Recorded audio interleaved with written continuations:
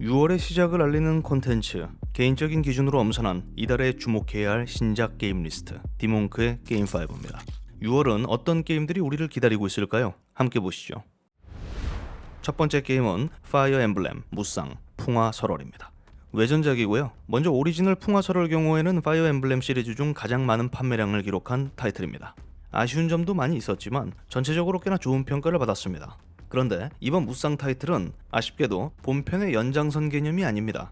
만약에 이런 일이 있었다면 어땠을까? 라는 의문을 시작으로 본편과는 전혀 다른 새로운 이야기를 다룹니다. 이는 젤다 무쌍 대재앙의 시대와 같은 맥락입니다. 그래서 if물이죠. 물론 본편에서 만날 수 있었던 주요 캐릭터들이 대부분 등장하기 때문에 큰 이질감은 없습니다. 하지만 주인공이 세즈라는 새로운 캐릭터로 대체됐고 본편 주인공이 적으로 등장한다는 큰 차이가 있죠. 이번에도 게임 초기에 주인공 성별은 선택할 수 있고요.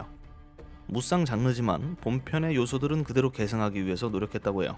유저 선택에 따라 맞물리지 않는 3개의 루트로 이야기가 진행되고요. 전초기지 내부를 돌아다니면서 육성시킨 캐릭터는 여러 병가로 전직할 수 있고 또 필요시 알차게 써먹을 수 있었던 부관 시스템도 그대로 포함하고 있습니다. 병가별 시너지와 부관 선택에 따른 전략적 전투가 가능할 것으로 예상되는데요.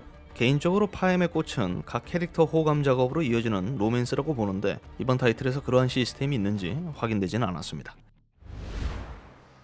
누구보다 호러의 진심인 개발사 슈퍼매시브 게임즈가 또 새로운 인터랙티브 무비 스타일의 호러 게임을 내놓습니다.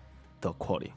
뉴욕에 위치한 어느 외딴 숲, 해키 채석장으로 놀러간 어리석은 10대들에게 벌어지는 비극적인 이야기입니다.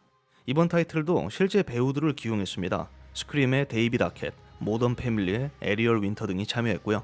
모션 캡처는 당연하고 이전보다 더 사실적인 표현을 위해서 마블 어벤져스 엔드게임, 스파이더맨, 노웨이 홈 등의 시각 효과를 맡았던 디지털 도메인과 협력했습니다.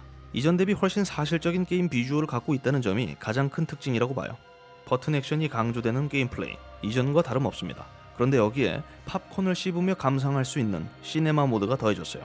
저처럼 호러 게임을 직접적으로 플레이하는 것을 선호하지 않는 게이머들에게는 좋은 옵션입니다.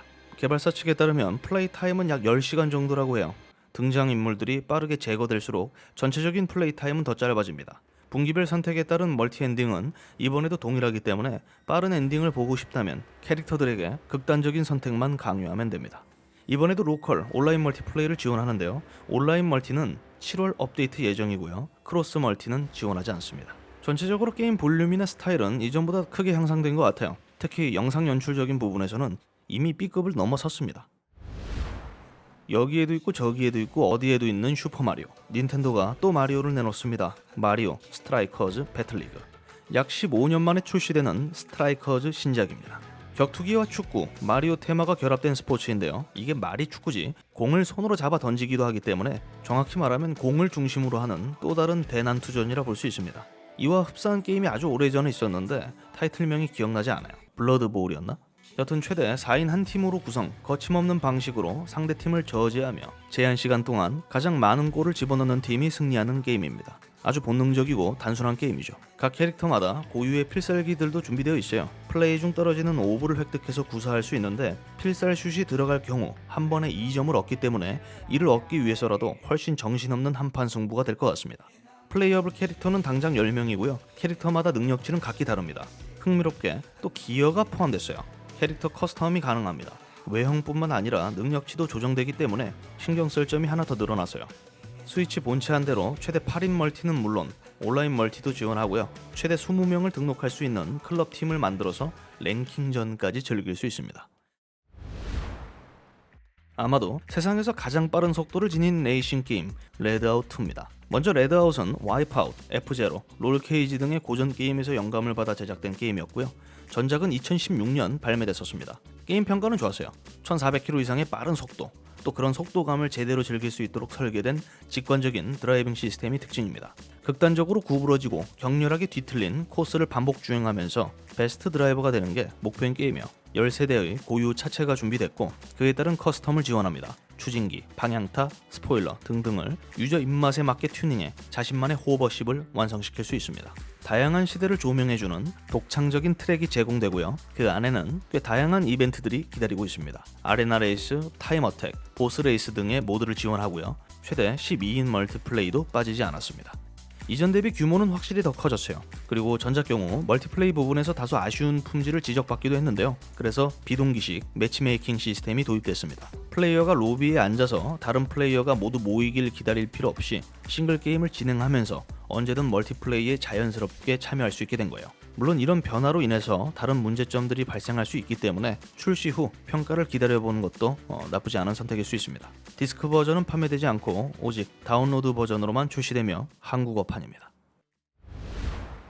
그래요, 이게 안 나오면 섭하죠. 몬스터 헌터 라이즈의 초대형 확장팩 선브레이크입니다. 새로운 액션, 새로운 몬스터, 새로운 필드, 새로운 스토리, 늘 그래왔듯 본작의 플레이 수명을 쭉 늘려주는 확실한 호흡기 확장팩입니다. 본편 경우 스위치 기간 독점이었던 반면 확장팩 선브레이크는 그와 상관없이 PC 버전도 동시에 출시됩니다. 백룡 야행을 물리치고 평화를 되찾은 카무라 마을.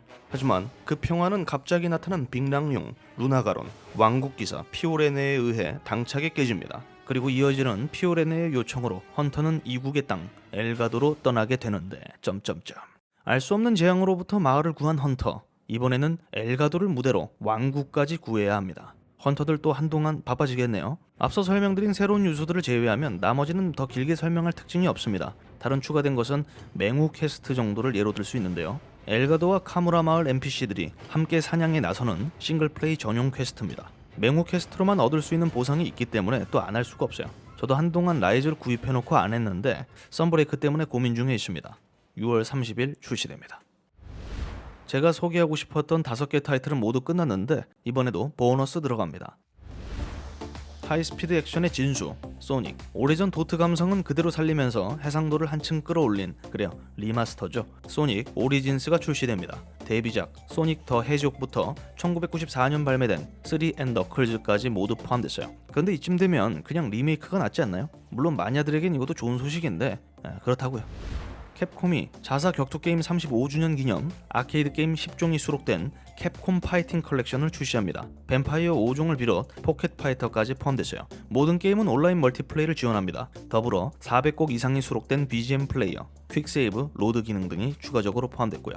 이것도 마찬가지예요. 뱀파이어 시리즈는 솔직히 리메이크 해줄 법하지 않나. 매력적인 캐릭터들 진짜 많았잖아요. 펠리시아. 차원이 다른 막노동을 강조하는 전략 RPG 마계전기 디스가이아 6 컴플리트 에디션입니다. 이전 대비 확실하게 통폐합된 게임 시스템, 시리즈 최초의 자동 전투 도입. 평가는 극과 극으로 갈리지만 아무튼 컴플리트 에디션 28일 출시됩니다. DNF는 또 뭐야? 길티기어 아니야? 했는데 네오플의 던전앤파이터 DNF였고요. 아크 시스템 먹스가 함께 개발해서 길티기어 느낌이 났던 겁니다. 찾아보니까 2020년에 공개했었다고 하더라고요. 저는 솔직히 처음 봐서 좀 당황했습니다. 여튼 플레이어블 캐릭터가 너무 적은 것은 아닌가라는 생각이 드는데 그만큼 캐릭터 연출들이 너무 멋져가지고 진심으로 멍하니 쳐다봤어요. 던파 좋아하고 또 아크 스타일의 대전 격투를 선호하는 유저들에게는 꽤나 멋진 선물이 될 것 같습니다. 눈길이 자꾸 가네. 맘에 들어. 합격. 이제 어정쩡한 핵앤슬래시 모바일 게임은 버릴 때가 됐습니다. 디아블로 이모탈이 출시되거든요. 일단 디아블로2와 3 사이의 이야기를 다루고 있고요. 모바일 게임이지만 PC 버전도 지원합니다. 무료고요. 디아블로예요. 더 긴 말이 필요할까요? 핵앤슬래시 끝났죠 이거면. 물론 게임 운영 방식에 따라 끝나는 건 저쪽이 될 수도 있겠지만 전 그래도 기대하고 있습니다. 제가 준비한 신작 게임 소개는 모두 끝났습니다. 이달은 좀 소소하게 즐거움을 줄 수 있는 게임들이 많은 것 같아요. 6월도 즐거운 게이밍 라이프 되시길 바라면서 영상 마무리 짓겠습니다. 시청해주셔서 감사합니다. 하루는 좀 쉬어야지. 열심히 살았어.